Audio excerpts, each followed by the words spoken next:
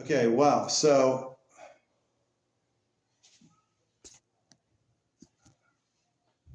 all right. So, seeing a countdown of time there. Is that space available, memory available? So, so now Darwin then, there's the whole context that I want to get into. But, so with Emma referred him to John. It was John 13:34, John 15. But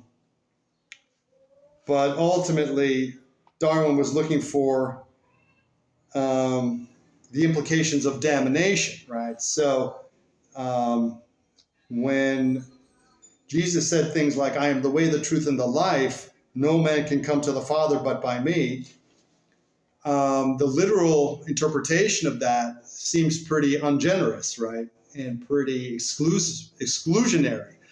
So that's where this kind of reflection in expanding our ability to understand psychosocial and cultural phenomena, we need to understand various layers of meaning.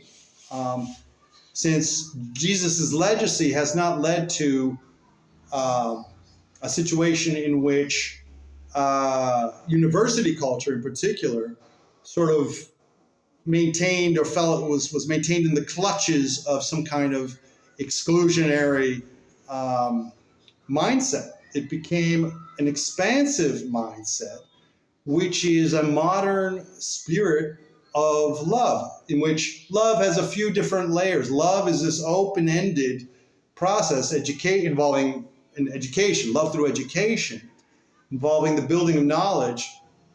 And certainly we see that in terms of the behavior of the profiteering business people who have used education to promote their profiteering activity, along with funding this very literalist kind of conservative theology, which already creates the problem of hypocrisy in any kind of exclusionary understanding of love, literalist understanding. We see that people like Gandhi, coming back to Gandhi, as well as Einstein being given as a Jewish guy, not being forced to become a Christian, he's able to acknowledge Jesus as a secular Jewish guy who prefers interacting with his Jewish religious community and making his statements. That's basically the context, I understand, of his comments. And then we have Gandhi, who's this excellent example of somebody who became very spiritual, and acknowledged Jesus, but maintained his primary identity as a Hindu, as an interfaith Christian Hindu, with no formal affiliation with Christianity, but intense dedication to drawing on and working with Jesus's reality, Jesus's importance as a spiritual religious figure in his nonviolence pursuit, in his pursuit of nonviolence, and in relation to the British colonial power. And so that then is after Darwin and Emma, and I don't get any impression that Emma was able to sort of go beyond her. She sort of seemed to be somewhat involved with the more traditional doctrinal issues, but certainly valued Jesus's loving character. And Darwin, meanwhile, doesn't seem to have been able to literally specify and address that. And so we get to the issues of how he didn't even associate his own kindness to his direct competitor, Alfred Russel Wallace. He had a very collegial and partner related kind of attitude towards Alfred Russel Wallace, a great concern for the guy. Meanwhile, he didn't show much recognition on the harsh side of things of making the distinctions, of drawing important interpersonal boundary lines, psychological boundary lines, and criticizing the behavior of someone like Richard Owen, who had become this spectacular anatomist, who is credited with naming the dinosaurs, but in relation to an important figure in discovering dinosaur fossils and understanding the phenomenon of the dinosaurs. What's his name? Gideon Martell. Gideon Martell, who had difficulties himself. He had an accident and so on, financial difficulties. Richard Owen was quite bent on creating his own aura as the expert. And in spite of that, Gideon Martell, despite his injuries, despite his difficulties, was able to still make one last effort that was recognized in a book of his, and at least, and he won a prize despite apparent efforts by Richard Owen to marginalize him, to somehow have others ignore him. Richard Owen didn't succeed, but he showed his character. And so that's another example how, in general, the unethical behavior of Richard Owen reveals this value of Jesus as a spiritual religious figure, and his influences and his teachings. That did influence someone like Michael Faraday as well, in his own context, coming up from the difficulties that he had. And that more generally was recognized by A.R. Wallace, Robert Owen, I might cite those figures. Einstein acknowledged Jesus for his own part. Gandhi, no less, showed very interesting ways. We have the Black Elk with his own interfaith kind of experience, or multi-faith juggling act, or juxtaposition. Inclusionary experience, spiritual experience, I guess, would be what Black Elk shows. Ashanti Harriet Tubman, her own demonstration of recognizing the integrity of even Moses through the more complex issues that are often cited by anti-theists in modern times. And so on. And then José B.A.E. Silva, or because it's a Brazilian name that I'm sort of, I was playing with to give it a Spanish appearance because of the greater involvement in the United States with Spanish culture, Hispanic culture, Spanish American, Latin American culture. But it's actually a Brazilian name from that, just like the slight variation on that. That is José Bonifácio Andrada e Silva, and instead of a Y, the Portuguese in Brazil use an E. So the guy then was Portuguese in the colonial Brazil. Was he born? I may be confusing him with another guy, but I'm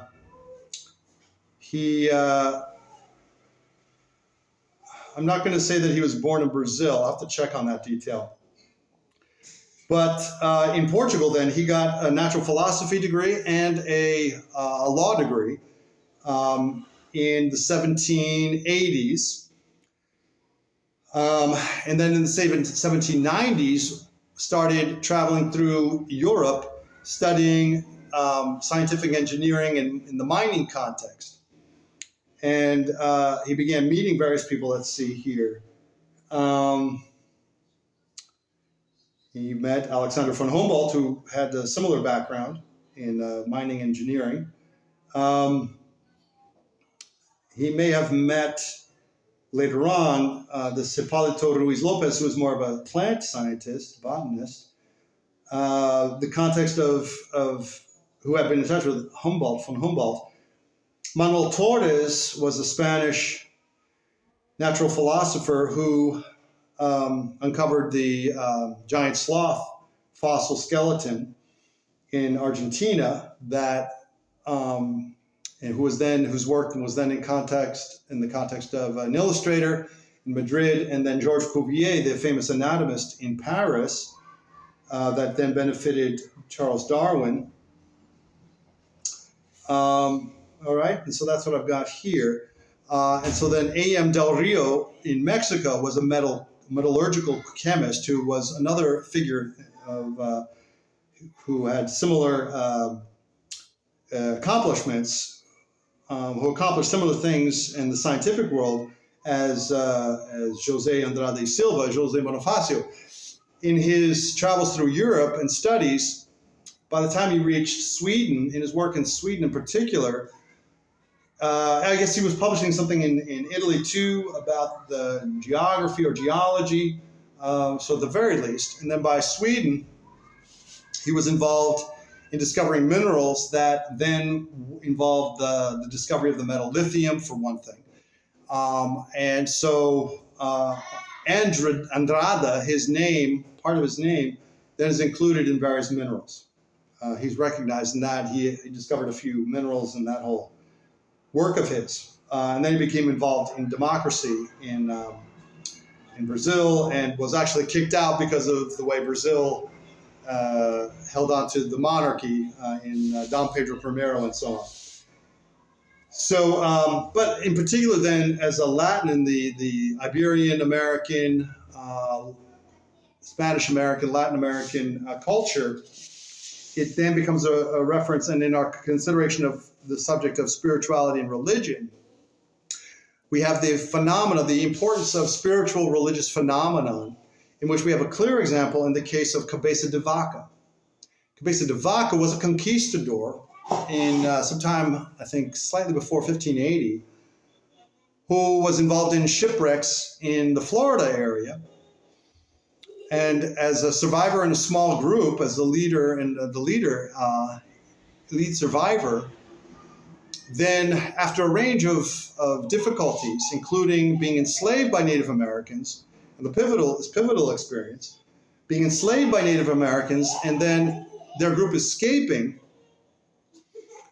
having at that point been stripped and battered and by all their experiences, he found that in their next encounter with Native Americans, he was able to heal their sick. I remember one incident involving just simply him making a cross, the sign of a cross, and then that involving the healing of the Native American. And so, as someone interested in psychosocial, psychology, sociology, and anthropology, and the behavioral understanding of interaction, the meaning of behavioral biology, really, and then the spiritual religious phenomenon, being able to recognize that question, that's fascinating. And so then he's known then to have survived in their travels. That became the means, his ability to heal then as a kind of a shaman, but then as a Christian, then as a super shamanic capacity. Here in a very restricted sense, I guess, being expressed in a shamanic context, more like. He was healing then Native Americans, and that gave him the reputation to be able to survive amongst them, him and his party apparently, involving an enslaved African guy, Stevanico no less, to be clear, as he made his way all the way to the Mexican Spanish-American colony.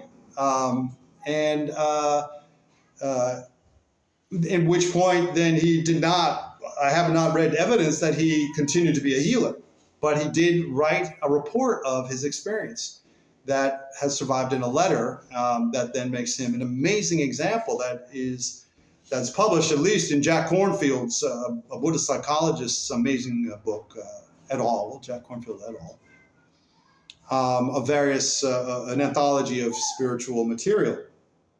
So Cabeza de Vaca is this wonderful example. I mean, Teresa de Avila is also from that same time frame, 1570s, 1580s, as a Catholic nun in Spain, no less, who showed just this amazing process in her own spiritual practice. She wrote a book called The Interior Castle that became very popular and involved certain thinking, reflection, meditative thinking and philosophical practice that she wrote about involving a devil's advocate kind of figure that a modern scholar, a woman, has identified as influencing Descartes, identifying that the literary analysis, by textual analysis, we can identify that there was no other source. Descartes was raised in a different tradition of the Jesuits or something, and but didn't acknowledge, so that we can identify in terms of the content that Teresa d'Avila, her popular book that had spread throughout Europe, did influence Descartes, but that he didn't acknowledge her. She was a Carmelite nun or something like that. So that's José B. Andrade y Silva and the Latin American culture and the way that can be generalized in various ways. And so with Manuel Torres then being one of the links to Darwin directly, as the Spanish guy and the giant sloth fossil. So then that gets us to the final category, Lao Tzu's Kung Fu Yoga Baseball. And so with that, we got Gandhi and his spiritual practice. And in my own personal experience, Kung Fu, I took a year of Kung Fu after I had done 2 semesters of doing theater, after I quit my intercollegiate fencing to free up my time, after high school, in which I had also been doing playing trombone, and been an athlete, doing track and field and playing baseball and so on. And so Kung Fu then being related in particular to Taoism, which was my first embrace of a transcendental kind of reference to the transcendent entity, God, divine entity, God, the divine entity.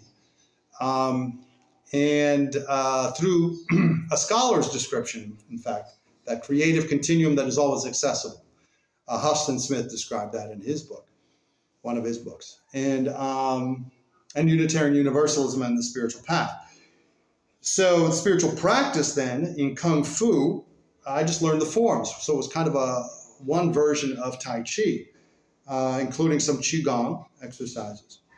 Later on, I learned some yoga myself, and we see that the spread in American society, in Western society, if not world globalized society now, we see the way that interfaith spiritual practice and the way that it becomes detached from any single tradition and can be applied in this universalized kind of practice, and in which we ultimately have Jesus with his empirical status as the heritage of Western civilization and the UN Human Rights Sustainability World Community in its basic format, in its basic elements and content that gives us a structured pluralism that benefits now from the diversity of the range of spiritual religious practices that can be included given the standard of integrity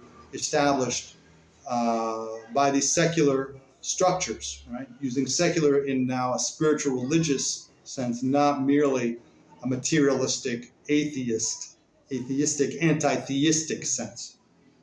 And baseball, right, is sport, with soccer, international British football, American football, basketball, rugby, Native American indigenous lacrosse, surfing, right, Asian, we've got the martial arts, judo, taekwondo, all these wonderful range of practices that all provide interesting context now. It's a new kind of context that can be secular, can be atheist, and then people have their spiritual breakthroughs in these contexts. And we have got books, the Tao of Golf or the Zen of Golf kind of ideas that become very inspiring and influential as spiritual practice, giving us greater insights into the meaning of spiritual practice, the meaning of the human experience, in ultimately Jesus' legacy of diversity that allows us to combine the wonderful contributions by many different people, Buddha, Lao Tzu, and women now modern activists like Vandana Shiva and Wangari Maathai from Africa, and Black Elk as an indigenous person, and so on and so forth, and all kinds of examples. So there you have it. And so for me, then, that becomes the vision quest and the result that UN human rights and sustainability and the pro-social business model are the secular context of human rights then that protects the practice of religion, which involved with education, aligned with and associated with university-based society, gives us the very powerful ability to understand spiritual religious phenomenon now as epistemology and philosophy gives us the ability to recognize the need for and how we operate according to metaphysical assumptions, and that we are faced with the consequences of materialistic ideology and the need to understand, modernize, expand our understanding of spiritual religious phenomena, experience, practice, and knowledge. And that this kind of treatment that we talked about here, for me, represents, I got a degree in biological anthropology, so I was, on the scientific ends of things, with the generalized knowledge that generalizes. I've come to appreciate what Reverend Martin Luther King called and got involved with in terms of personalism, philosophy of personalism. That is recognizing the importance of personality, of human personality and individuality, that it's not just merely about materialistic ideologies of economic materialism and scientific materialism and even secular materialism, but spiritual individualism and the personality of an individual. And I found that is very important. That with emotional awareness and with creativity and with our valuing our social contacts and valuing other people as individuals, that and here in this context of expressing and sharing my vision quest, my spiritual odyssey, in the context of Darwin, Einstein, Gandhi, Black Elk, Harriet Tubman, Ashanti Harriet Tubman, and Jose B. Andrade Silva. I can recognize my Brazilian identity in this guy, people like Jose B. Andrade Silva, and related all back to Darwin, this wonderful guy in his own right, but with now making important distinctions to understand a little bit more and value specifically the relatedness, in fact, the distinctions between science and religion, but then get more specific about science as natural philosophy and religion being understood now for its re-spiritualizing, re-sacralizing what had been desacralized, had been secularized to materialistic extremes, and understanding religion then in terms of all of this educational, philosophical scholarship with empiricism in a new, modernized spiritual sense for spiritual religious knowledge in a modern sense. And I haven't even mentioned it, I think in these 3 episodes or 4 episodes now, that I found I had to develop a term that we don't just need to talk about epistemology or all these different disciplines in liberal arts and sciences in a university. We have actually a discipline. This is a disciplinary process. It's an academic, knowledge-related disciplinary philosophical context, which I think deserves the name multidisciplinary philosophy with empiricism to emphasize that. That means it includes science, so-called natural philosophy, and gives us the ability to observe all of these different disciplines, even to value then spiritual religious phenomena, much like comparative religious studies, really. But so I guess it's being done from the angle of philosophy and with reference to disciplines, academic disciplines, and multiple methodologies to understand their value. So Fritjof Capra and his systems theory work, his systems theory of life, systems theory work, which he has taken to call systems theory of life, his innovation that has its own importance. And then in my use of the term multidisciplinary philosophy, I mean, there are these other people also, their important work, right? John B. Cobb, building on A.N. Whitehead, and Holmes, another guy, whose name I'm forgetting, and Karen Armstrong and her important comparative religious studies work, historical studies work, with transpersonal touches to it. So there it is, multidisciplinary philosophy with empiricism and multiple methodologies, including science, i.e. natural philosophy.